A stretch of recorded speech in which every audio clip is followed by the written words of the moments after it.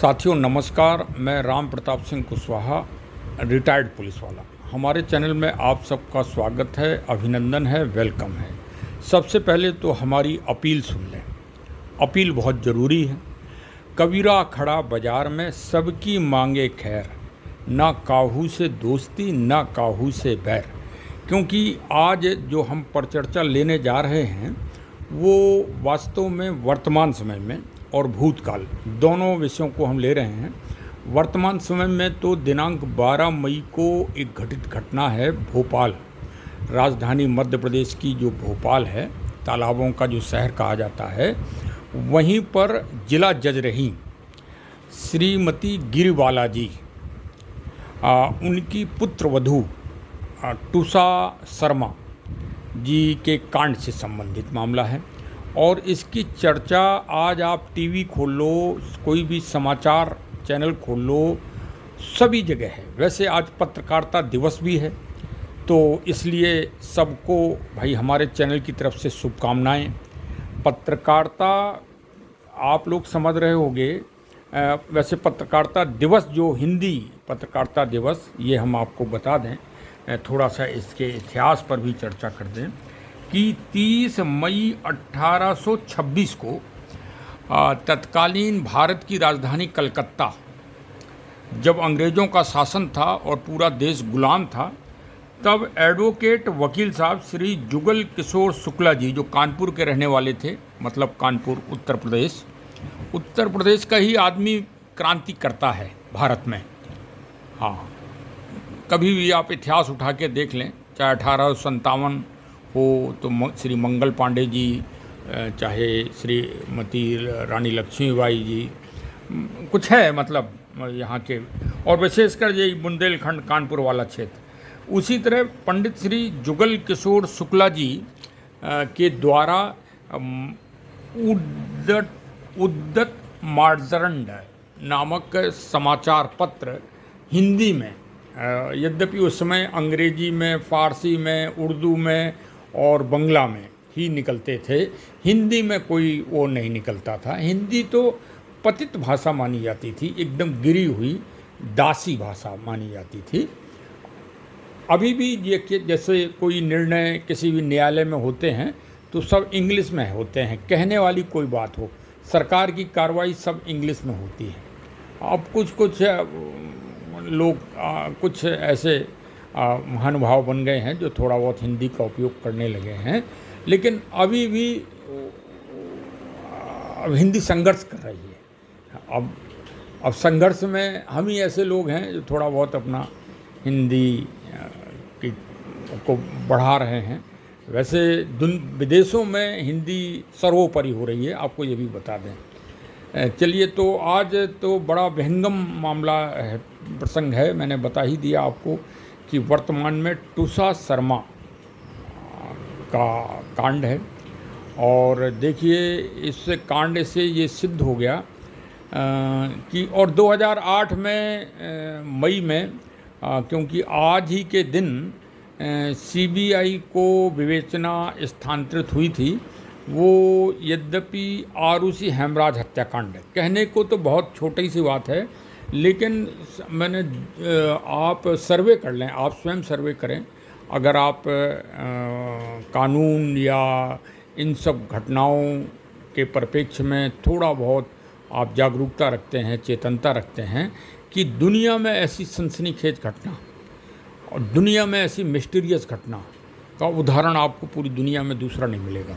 ये और निठारी कांड को इसलिए जोड़ देते हैं कि निठारी कांड का जो अभियुक्त था, 2 अभियुक्त थे उसमें, एक पंडेर और दूसरा सुरेंद्र कोहली को 13 बार भारत की न्यायालय, जो सबसे बड़ी न्यायालय है, उसने फांसी की सज़ा दी।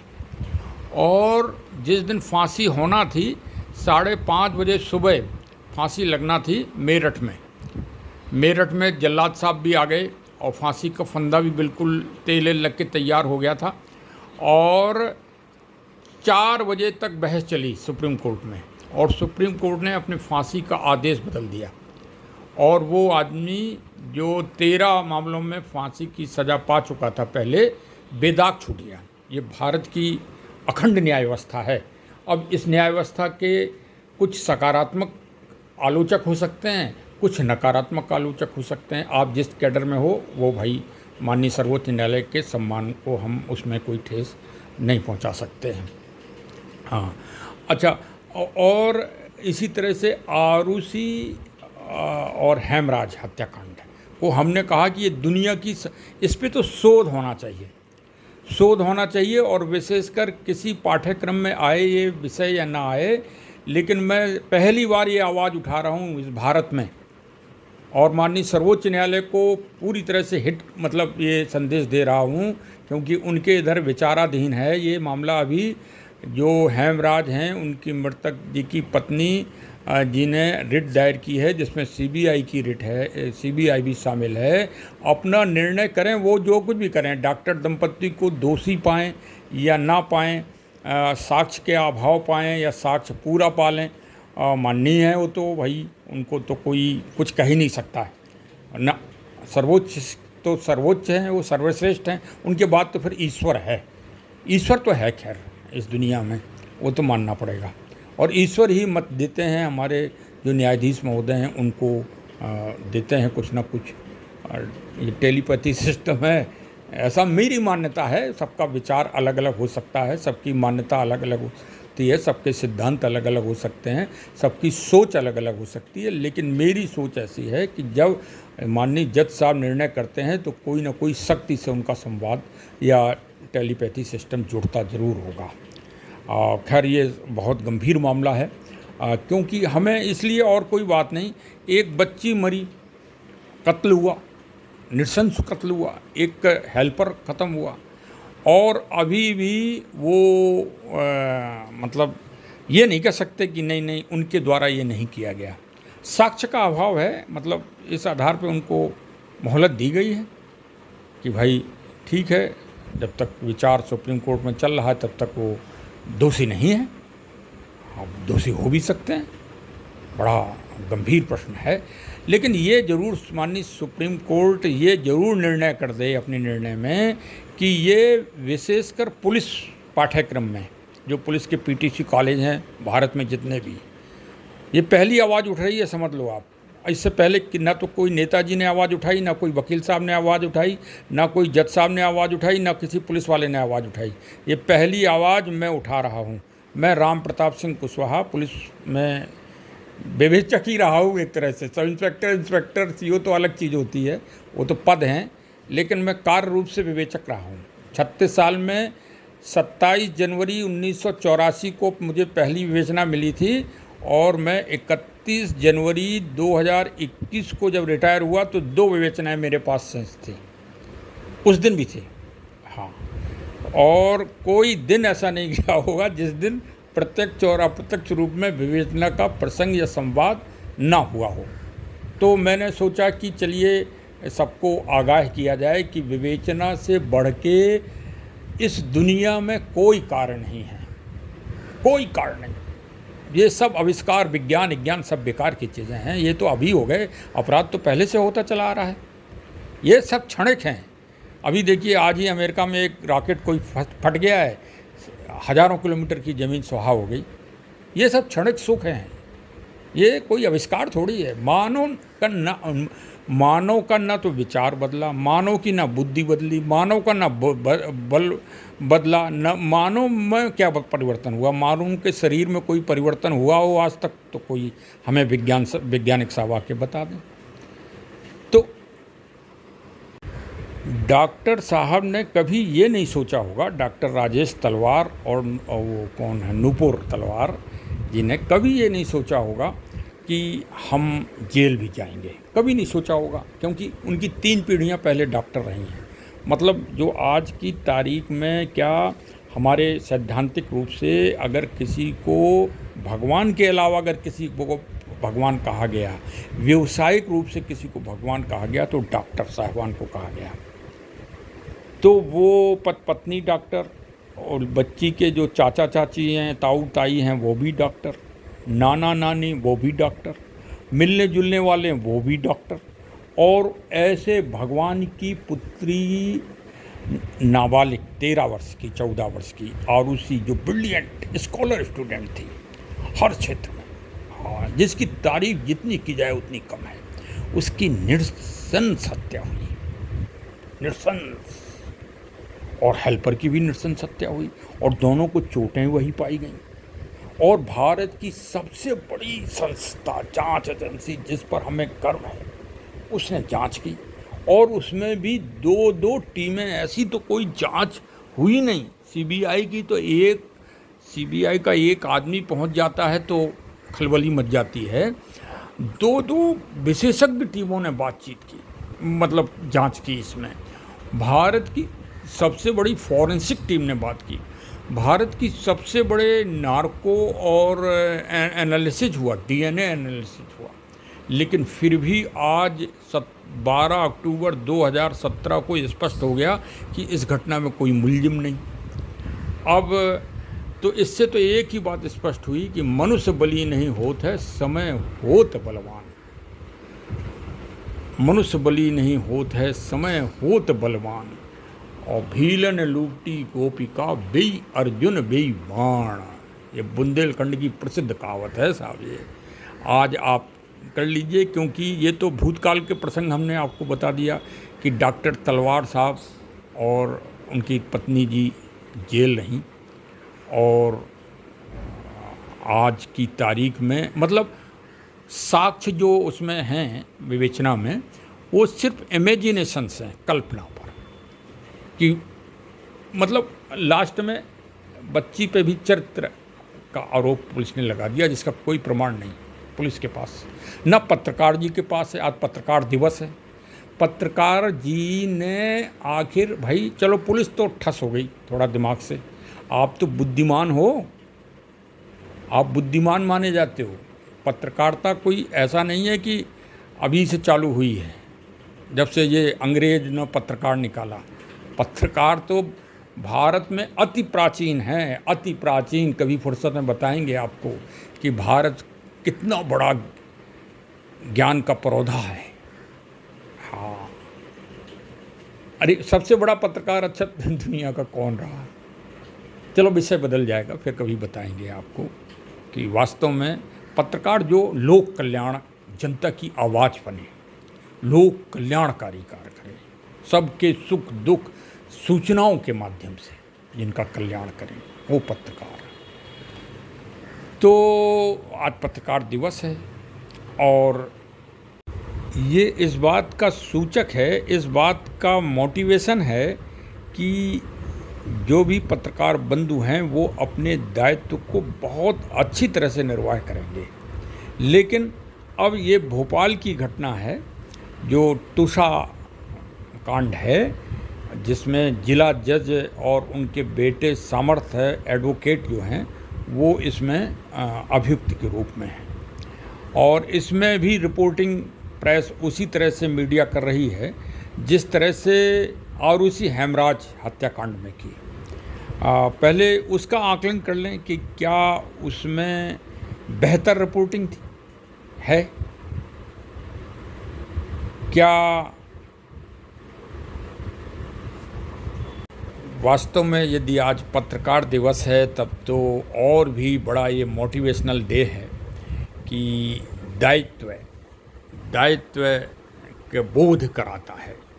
और वास्तव में पत्रकार या प्रेस एक चौथा स्तंभ है लोकतंत्र का, और एक जनता और सरकार तथा अन्य संस्थान के बीच का ये एक माध्यम भी है। सबसे बड़ी चीज़ है, और उसको स्वतंत्रता मिलनी ही चाहिए, इसमें कोई वो दुराय नहीं है। लेकिन जहाँ तक पुलिस इन्वेस्टिगेशन की बात है, वहाँ तो उत्तरदायित्व और ज़्यादा बढ़ जाता है।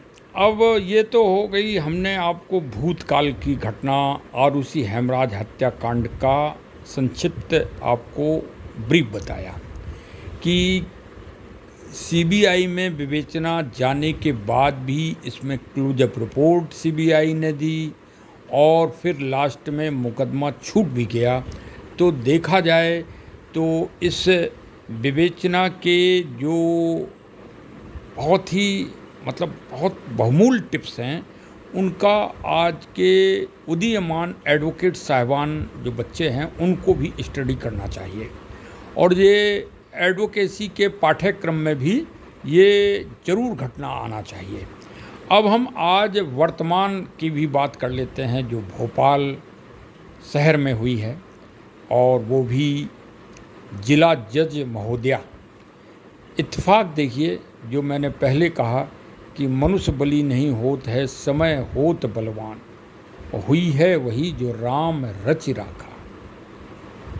और ये इत्तेफाक देखिए कि श्रीमती गिरबाला जी के पुत्र एडवोकेट हैं जो कि इसमें मुलजिम हैं, और स्वयं जज साहिबा, पूर्व जज साहिबा, वर्तमान में भी जज हैं, वो वर्तमान में भी वो किसी प्रोटोकॉल्स उसको देख रही हैं वहाँ पर,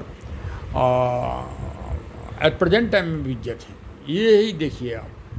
लेकिन पहले भूत में जिला जज रही हैं, वही रूम नंबर 203 भोपाल जिला जज का रूम है, और उसी में वो 19 माह कार्यरत रहीं, और उनके जो कार्यकाल रहा वो वहाँ के भोपाल के जिला जज के जो कार्यकाल हैं उनमें बहुत ही बड़ा कार्यकाल माना जाता है, और बहुत इम्प्रेसिव कार्यकाल माना जाता है। और आज वो कल जो है उन्हीं जो वर्तमान जिला जज साहब हैं उनके सामने सीबीआई ने उन्हें पुलिस रिमांड में लिया है, उनको और उनके बेटे को, और 5 दिन के लिए, ये 2 जून तक के लिए पुलिस रिमांड हुआ है। इसको क्या कहा जाए?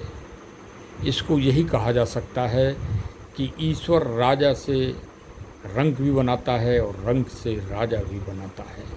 ये ईश्वर की माया, ईश्वर ही जाने। खैर, हम अपराध के ऊपर बात कर रहे हैं। दोनों विवेचनाओं का ये हास्य क्यों हुआ कि ये विवेचना, इसमें तो इतना बड़ा काम मामला हुआ कि तुरंत इसको माननीय सर्वोच्च न्यायालय के सीजीआई महोदय ने तुरंत इसमें संज्ञान लिया। क्यों? क्योंकि इसमें न्यायपालिका की छवि खराब हो रही थी, न्यायपालिका की छवि, क्योंकि जज महोदया ने अपनी अग्रिम जमानत करा ली थी, और अग्रिम जमानत में कुछ ऐसे बिंदु महत्वपूर्ण रहे जिनके कारण ये मामला विवाद बढ़ता ही चला गया। वो तो खैर न्यायिक व्यवस्था है, उसको तो बाद में समझा जाएगा, लेकिन हम पुलिस पर नज़र आपको डाल रहे हैं कि पुलिस की क्या इसमें अकर्मण्यता रही, जिसके कारण दोनों मामलों में तो सबसे बड़ी अकर्मण्यता ये रही कि जो घटना स्थल है उसको ना तो आरुषि हेमराज के कांड में, और ना ही निठारी के कांड में, और ना ही भोपाल के तुषा शर्मा कांड में सुरक्षित रख पाई। इसके कई कारण हैं। क्या प्रत्येक पुलिस कर्मचारी और सब इंस्पेक्टर या अधिकारी से अपेक्षा की जा सकती है कि वो हत्या ऐसे महत्वपूर्ण प्रसंगों के बारे में पूरी प्राइमरिकल नॉलेज रखता हो कि उसे घटनास्थल पर पहुंच के क्या करना है?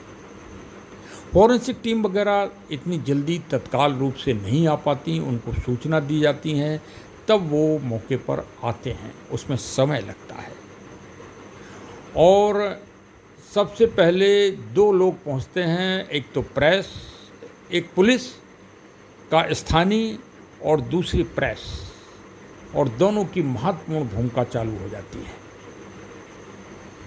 उसी में कुछ एविडेंस सुरक्षित हो पाती हैं, कुछ एविडेंस लापरवाही पूर्वक नष्ट हो जाती हैं, या उनकी एक तरह से छेड़छाड़ हो जाती है। और वही इस कुछ पुलिस कहीं ना कहीं जो उसको चेतनता से करना चाहिए एक्टिवनेस के रूप में, वो पुलिस तत्काल नहीं कर पाती, और उन्हीं कमियों का फ़ायदा प्रेस भी उठाती है अपनी टीआरपी के लिए और अपने इस उद्देश्य से कि जनता को हम बताएं, ये एक अच्छी बात है और इसके दोनों परिणाम होते हैं। लेकिन माननीय सर्वोच्च न्यायालय ने भी माना है कि इससे विवेचना की एविडेंस, विवेचना के तत्व प्रभावित होते हैं, इससे इनकार नहीं किया जा सकता। लेकिन अब प्रश्न ये आता है कि प्रेस को भी नहीं रोका जा सकता, लेकिन साक्ष्य तो साक्षी है। साक्ष्य अगर डिस्टर्ब होता है तो आप ये समझिए कि प्रथम दृष्टया सारी एविडेंस एक तरह से नष्ट और ख़त्म हो जाती है, और फिर उसका प्राप्त कर पाना बड़ा ही टेढ़ा काम होता है। चाहे सीबीआई उस विवेचना को करे या और भी कोई बड़ी एजेंसी भी अगर हो इस देश में, वो भी अगर करे तो वो नहीं प्राप्त कर सकती। एविडेंस, साक्ष्य का बहुत ही दुर्लभ महत्व है, और वही आरुषि हेमराज हत्याकांड में पुलिस का शिथिलता हुई, और वही इस मामले में हुई कि इस मामले में तो ये हुआ कि जो जिम का रॉड था जिसमें फंदा लगा हुआ था, जिसका आज सीबीआई वहाँ पर आज जाके और फिर से उसका वो करे